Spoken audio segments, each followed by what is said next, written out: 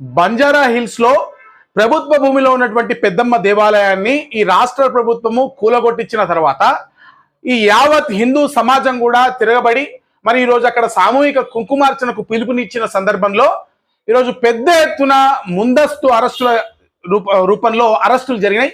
మరి నన్ను కూడా గృహ నిర్బంధం చేసిన తర్వాత మరి మా పోలీసుల వారి విజ్ఞప్తి మేరకు ఆఫీస్లో మల్కాజ్ శివపురి కాలనీలో మన ఆఫీస్లో ఈరోజు మొత్తం కూడా ఇక్కడే ఉండడం జరుగుతుంది.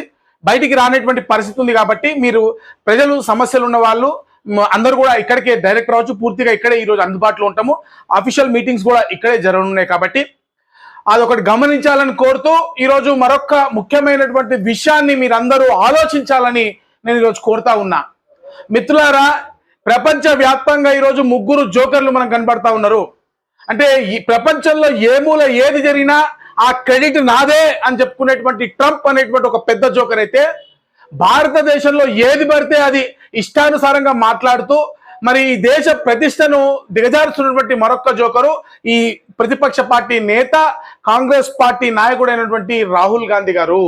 ఈరోజు ఆపరేషన్ సింధూర్ అనేది ఒక యుద్ధం కాదు, ఒక ఆపరేషను. దానిపైన చీఫ్ ఆఫ్ ఎయిర్ స్టాఫ్ అంటే ఎయిర్ మార్షల్ వారు ఒక మీటింగ్ పెట్టారు, ఒక ప్రెస్ మీట్ పెట్టారు. అలాగే ఆర్మీ చీఫ్ కూడా ఒక ప్రెస్ మీట్ పెట్టారు.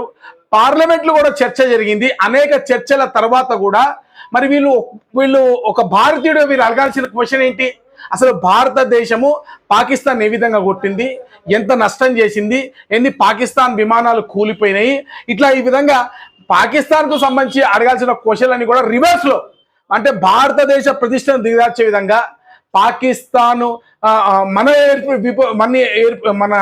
ఎయిర్ విమానాలను ఎన్నిటిని కూలగొట్టింది, మన యుద్ధ జవాన్లు ఎంతమంది చనిపోయారు, మనకెంత నష్టం జరిగిందని పదే పదే భారతదేశ ప్రతిష్టను దిగజార్చేటువంటి ప్రయత్నం చేస్తూ ఉన్నారు.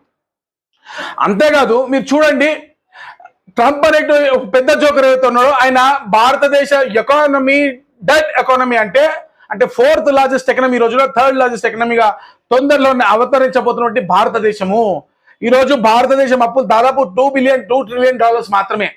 కానీ మరి నెంబర్ 1 అయినటువంటి యుఎస్ అప్పులు 38 ట్రిలియన్ డాలర్లు. గుర్తుపెట్టుకోవాలి మీరు. మన జీడిపిలో మనం 75% ఉన్నాము అప్పుల్లో, కానీ యుఎస్ 300% వాళ్ళ జీడిపిలకు మించి అప్పులు చేసినటువంటి దేశము. మరి ఇటువంటి పరిస్థితుల్లో భారతదేశాన్ని డెట్ ఎకానమీ అని ట్రంప్ మాట్లాడుతుంటే, ఎస్ ట్రంప్ చెప్పింది కరెక్టే కదా అని మాట్లాడుతున్నటువంటి రాహుల్ గాంధీ గారు, మీరు ఎవరి పక్షాన ఉన్నారు? మీరు భారతదేశంలో నరేంద్ర మోడీ గారి నాయకుడైతే పాకిస్తాన్ నేషనల్ హీరో రాహుల్ గాంధీ అవుతున్నారు.